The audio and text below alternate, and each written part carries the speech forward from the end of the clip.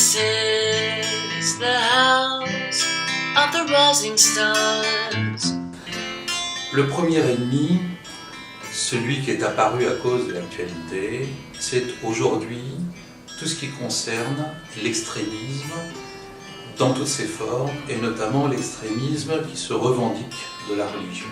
I don't think there's necessarily a clear answer. It's always easy to say North Korea is the enemy because of the structure of leadership there, but an objective look at it does reveal that there are things on both sides of this issue that need to be resolved. L'ennemi qu'on va combattre, ce n'est pas un ennemi fantasmé, ce n'est pas un ennemi, je dirais, générique, c'est un ennemi réel dont il faut bien cerner le contour, l'identité et les capacités. Pour moi, l'ennemi, c'est celui qui crée la peur d'extinction. C'est-à-dire qu'au niveau individuel, c'est la peur de la mort. Au niveau de la population d'un pays, c'est l'extinction de tes valeurs, de ta culture, de ta population. L'ennemi est là. L'ennemi qui apparaît tout de même de plus en plus durant ces derniers temps, c'est ce qui se trame en dessous, c'est ce qui se trame derrière, c'est ce qui se fait, ce qui se pense à l'encontre de l'intérêt général. L'ami, c'est l'intérêt général. L'ennemi, c'est l'obscurantisme qui le combat. Le monde arabe n'avancera jamais si leur système éducatif, qui est obsolète aujourd'hui et qu'il faut vraiment jeter aux poubelles, n'est pas réformé, mais réformé tout à fait de la base. Parce que finalement, c'est à l'âge des enfants, des écoliers, que toutes ces idées viennent. Alors, on ne peut pas aujourd'hui contrer des idées de haine avec seulement de l'amour. Mais non, il faut de la culture, il faut une présence d'esprit, il faut qu'on leur montre un autre monde. ¿Cómo se responde a un enemigo? Tú puedes tener un protocolo de actuación que tiene que ser transversal y tiene que tocar muchos temas diferentes para dar una respuesta. No solamente puedes dar una respuesta política, no solamente puedes dar una respuesta militar, no solamente puedes dar una respuesta educativa.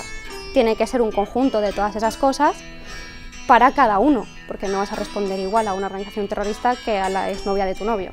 Voor mij is het definitief vrees. Vrees is ons grootste vijand. Want alles kan met ons gebeuren, maar wat binnen ons gebeurt is werkelijk die belangrijkste. En ik denk die mensen waar die grootste leiders is van ons tijd en waar die grootste capaciteit van geest heeft, is die mensen wat hulle zelf kan govern, als ik het zo kan stellen. Wat hulle zelf kan ten midden van baie moeilijke omstandigheden. La modification climatique est un danger qui est peut-être beaucoup plus important à long terme pour l'espèce humaine qu'un groupe de terroristes aussi menaçants et dangereux qu'ils soient. Donc voilà, je pense qu'il faut essayer de dépasser l'actualité pour réfléchir à des problèmes un peu différents.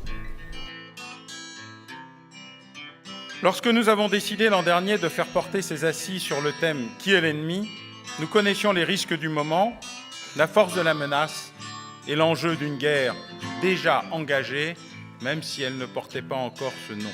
Aux journalistes qui m'interrogent à la suite du président de la République, qui a le premier désigné notre ennemi, je réponds sans hésiter à la question, aujourd'hui, Daesh. Assad est l'ennemi de son propre peuple, mais Daesh est notre ennemi. C'est un affrontement géant dans l'islam. On voudrait bien, au fond, retrouver la guerre froide. Ça, c'était extrêmement réconfortant quand on y réfléchit. Le monde dans lequel nous sommes, qui n'est plus le monde de la guerre froide, est un monde terrible.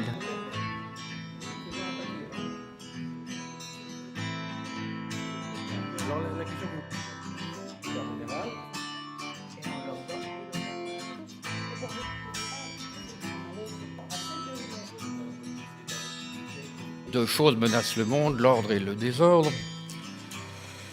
Que deux catégories d'êtres humains menacent le monde d'aujourd'hui. Ceux qui ont trop de religion d'un côté et ceux qui n'en ont pas assez de l'autre.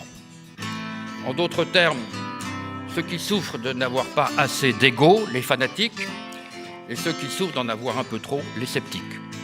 Nous. avons-nous une solution alternative crédible pour remplacer le pouvoir local que nous venons chasser par nos armes? C'est toujours bien de faire tomber un dictateur, encore faut-il avoir quelqu'un sous la main pour le remplacer. Car, souvenez-vous que pire que la dictature, il y a l'anarchie, et pire que l'anarchie, il y a la guerre civile. C'est un débat dont on ne peut pas dire qu'il soit mené tellement en y associant l'université, car il n'aura échappé à personne que nos élites politiques sont omniscientes, même si elles sont parfois incultes.